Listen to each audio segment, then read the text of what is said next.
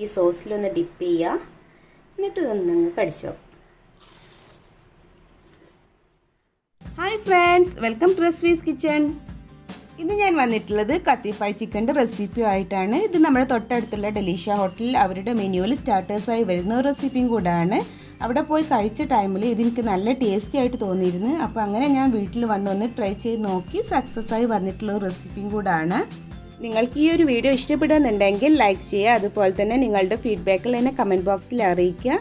പിന്നെ ഈ ഒരു വീഡിയോ കാണുന്നവരിൽ എൻ്റെ ചാനൽ ഇതുവരെ സബ്സ്ക്രൈബ് ചെയ്യാത്ത ഫ്രണ്ട്സുകൾ ഉണ്ടെന്നുണ്ടെങ്കിൽ ഈ വീഡിയോയുടെ തൊട്ട് താഴെ കാണുന്ന സബ്സ്ക്രൈബ് ബട്ടൺ ഒന്ന് പ്രസ് ചെയ്തേക്കണേ. അത് തൊട്ടടുത്തുള്ള ബെല്ലൈക്കണിൽ ഓൾ എന്നുള്ള ഓപ്ഷൻ മാത്രം സെലക്ട് ചെയ്യുക. എന്നാൽ മാത്രമേ ഞാൻ വീഡിയോസ് അപ്ലോഡ് ചെയ്യുമ്പോൾ തന്നെ നിങ്ങൾക്ക് അതിൻ്റെ നോട്ടിഫിക്കേഷൻ ലഭിക്കുകയുള്ളൂ. ഇനി എങ്ങനെയാണ് തയ്യാറാക്കിയെടുക്കുന്നത് നോക്കാം. വളരെ ഈസിയാക്കി ഉണ്ടാക്കിയെടുക്കാൻ പറ്റുന്ന റെസിപ്പിയും കൂടെയാണ്. അപ്പോൾ നമുക്ക് ഇതിലേക്ക് വേണ്ടത് ബോൺലെസ് ചിക്കനാണ്. ഞാൻ 2 ചിക്കൻ്റെ ബ്രസ്റ്റ് പീസ് ഇതുപോലെ അങ്ങ് കട്ട് ചെയ്തെടുത്തിട്ടുള്ളതാണ്.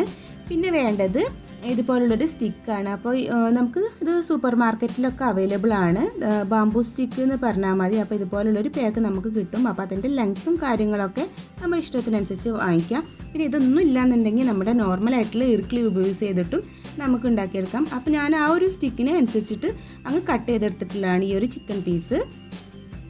ഫസ്റ്റ് നമുക്ക് ചിക്കൻ ഒന്ന് മാരിനേറ്റ് ചെയ്തെടുക്കണം. അപ്പോൾ അതിന് വേണ്ടിയിട്ട് ആ ബൗളിലോട്ട് ഞാൻ ചിക്കൻ ഇട്ട് കൊടുക്കുകയാണ്.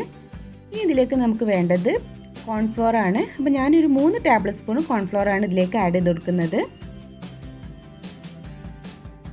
പിന്നെ വേണ്ടത് ഒരു കോഴിമുട്ടയാണ്. അപ്പോൾ ഞാനൊരു കോഴിമുട്ട എടുത്തിട്ടുണ്ട്, അത് ഇതിലേക്ക് ഒഴിച്ച് കൊടുക്കുന്നുണ്ട്.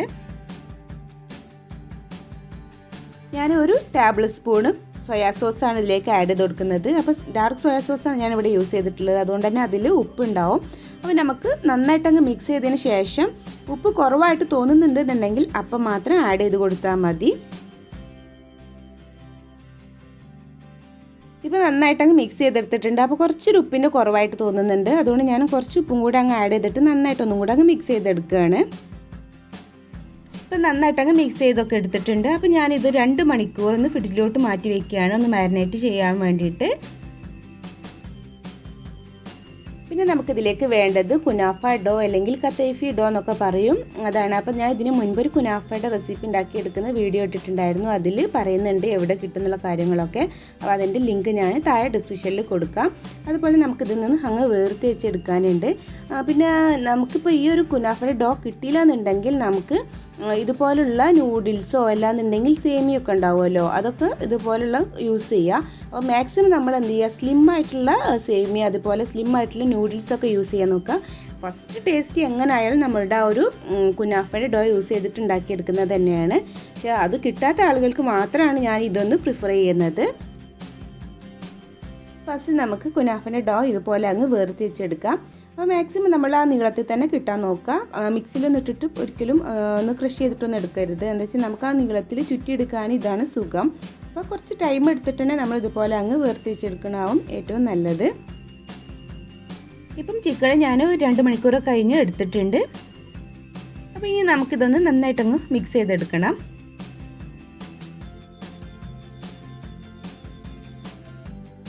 ഇനി നമ്മൾ ചെയ്യുന്ന ഒരു ചിക്കൻ പീസ് എടുക്കുക. അതുപോലെ തന്നെ ഒരു സ്റ്റിക്ക് യൂസ് ചെയ്തിട്ട് ഇതുപോലെ അങ്ങ് കുത്തി കൊടുത്താൽ മതി. ഇപ്പോൾ ഈർക്കിളെന്നുണ്ടെങ്കിൽ ഈർക്കിളിൻ്റെ അറ്റം ഇതുപോലെ അങ്ങ് ഷാർപ്പ് ചെയ്തെടുത്തിട്ട് അങ്ങ് കുത്തിയെടുത്താലും മതി. ഇതുപോലെയാണ് ഇപ്പോൾ അത് കുത്തിയെടുത്തിട്ടുള്ളത്. കുറച്ചൊരു സ്പേസ് ഇവിടെ നമുക്കത് പിടിച്ചിട്ട് കഴിക്കാനുള്ള. ഇനിയിപ്പോൾ നിങ്ങളുടെ കയ്യിൽ ഈർക്കിളും ഇല്ല, അതേപോലെ തന്നെ സ്റ്റിക്കൊന്നും ഇല്ല എന്നുണ്ടെങ്കിൽ നമുക്ക് ഈ ഒരു ചിക്കൻ മാത്രം യൂസ് ചെയ്തിട്ട് ഇതുപോലെ അങ്ങ് ഉണ്ടാക്കിയെടുക്കാം. അതിനും ഒരു കുഴപ്പമില്ല. അപ്പോൾ ഇതുപോലെ തന്നെ ബാക്കിയുള്ളതൊക്കെ ഞാൻ ചെയ്തെടുക്കുകയാണ്. അപ്പോൾ മൊത്തമായിട്ട് ഇതുപോലെ അങ്ങ് കുത്തിയെടുത്തിട്ടുണ്ട്. ഇനി നമുക്കിതിൻ്റെ മുകളിൽ കുനാഫയുടെ ഡോ വെച്ചിട്ട് അങ്ങ് ചുറ്റിയെടുക്കണം. ഇനി ചിക്കൻ്റെ സ്റ്റിക്ക് എടുത്തിട്ട് അതിന് മുകളിൽ കുനാഫയുടെ ഡോ കുറേശ്ശെ എടുത്തിട്ട് പതുക്കെ അങ്ങ് ചുറ്റിയെടുക്കുക. അപ്പോൾ ആ ഒരു ചിക്കന് കുറഞ്ഞൊരു നനവുള്ളതുകൊണ്ട് തന്നെ അതിൽ സ്റ്റിക്ക് ചെയ്യാനൊന്നും ബുദ്ധിമുട്ടുണ്ടാവില്ല. പതുക്കെ അങ്ങ് ചുറ്റിയെടുത്താൽ മതി. പിന്നെ ഈ റെസിപ്പി ഉണ്ടാക്കിയെടുക്കുന്നതിൻ്റെ ഒരു 1 അവർ മുൻപെങ്കിലും നമ്മുടെ ഈ ഒരു കുനാഫയുടെ ഡോ പുറത്തെടുത്ത് വെക്കണം. അങ്ങനെ ആകുമ്പോൾ അതിൻ്റെ തണുപ്പ് നന്നായിട്ട് പോവുള്ളൂ. പിന്നെ അധികം കുനാഫൻ്റെ ഡോ അതിൽ ചുറ്റിയെടുക്കേണ്ട ആവശ്യമൊന്നുമില്ല. ചിക്കൻ ഒന്ന് കവർ ചെയ്ത് നിൽക്കുന്ന രീതിയിൽ ജസ്റ്റ് അങ്ങ് ചുറ്റിയെടുത്താൽ മതി. നമുക്കിത് നല്ലൊരു ക്രഞ്ചി ആയിട്ടാണ് കിട്ടുക. അപ്പോൾ ഇതുപോലെ അങ്ങ് ചുറ്റിയെടുക്കുക ബാക്കിയുള്ളതും കൂടെ.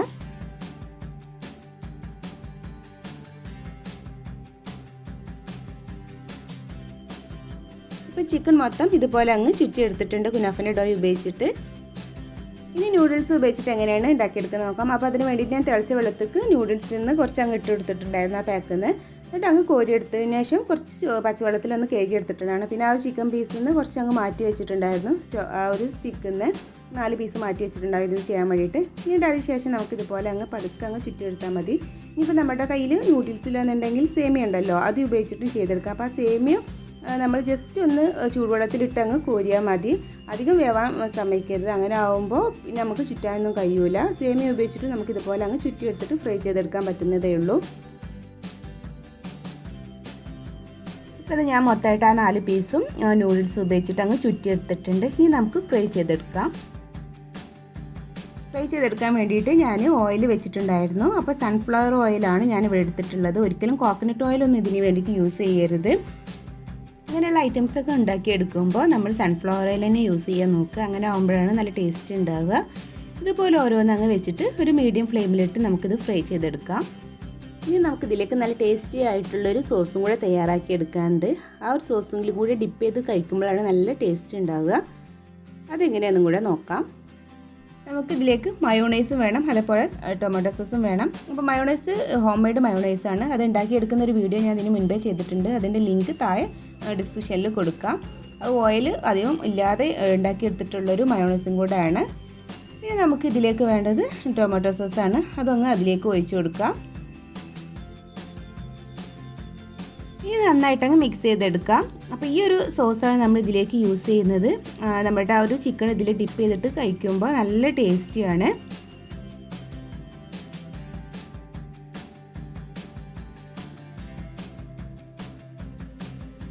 നന്നായിട്ടങ്ങ് മിക്സ് ചെയ്തെടുത്തിട്ടുണ്ട്. ഇനി ഇത് നമുക്കൊരു സൈഡിലോട്ട് മാറ്റി വയ്ക്കാം. അപ്പം ഇത് ഏകദേശം ഈ ഒരു സൈഡ് ഫ്രൈ ആയിട്ട് വന്നിട്ടുണ്ട്. നമുക്കിതൊന്ന് അങ്ങ് മറിച്ചിട്ടിട്ട് ഒന്നും കൂടെ അങ്ങ് ഫ്രൈ ചെയ്തെടുക്കാം. ഇപ്പോൾ ചിക്കൻ ഏകദേശം നന്നായിട്ട് ഫ്രൈ ആയിട്ട് വന്നിട്ടുണ്ട്. അപ്പോൾ പതുക്കെ ഇതിൽ നിന്ന് അങ്ങ് കോരിയെടുക്കാം.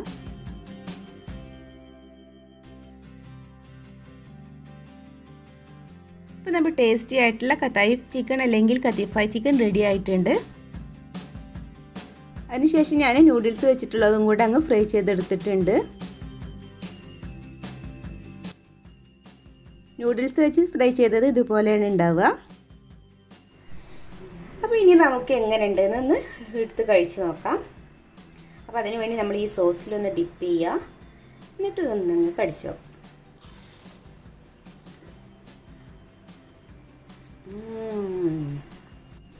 അടിപൊളി. എല്ലാവരും ഇതുപോലെ ഒന്ന് ട്രൈ ചെയ്ത് നോക്കുക കേട്ടോ. എല്ലാവരും ഇതുപോലെ ഒന്ന് ട്രൈ ചെയ്ത് നോക്കുക. ട്രൈ ചെയ്ത് നോക്കിയതിന് ശേഷം നിങ്ങളുടെ ഫീഡ്ബാക്കുകൾ എന്നെ അറിയിക്കാൻ മറക്കരുത്. അതുപോലെ തന്നെ നിങ്ങൾക്ക് ഈ ഒരു വീഡിയോ ഇഷ്ടപ്പെട്ടിട്ടുണ്ടെന്നുണ്ടെങ്കിൽ നിങ്ങളുടെ ഫ്രണ്ട്സുമായിട്ടും റിലേറ്റീവ്സുമായിട്ടും ഷെയർ ചെയ്യാനും മറക്കരുത്. ഇനിയും ഇതുപോലുള്ള വെറൈറ്റി റെസിപ്പീസുമായി വരുന്നവരേക്കും ബായ്. അസ്സലാമു അലൈക്കും.